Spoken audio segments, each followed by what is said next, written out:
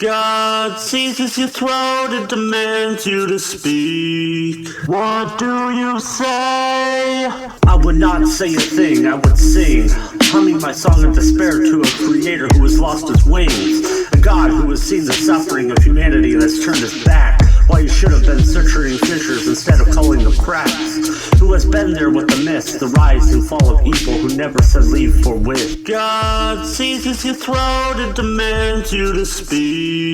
What do you say?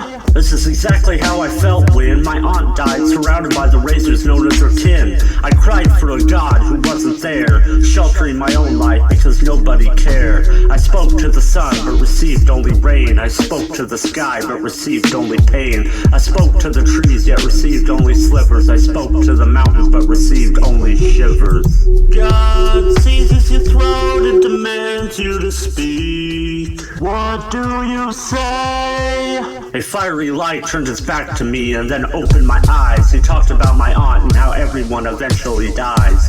God looked at me and wept. The following tears made him look at death. He asked my forgiveness, though his face showed only ruin. I cried with him because I am only human. God seizes your throat and demands you to speak. What do you say?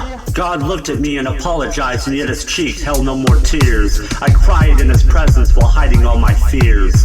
God looked at me and opened his arms, though I never felt his warmth. I was again cold inside, but this was the norm.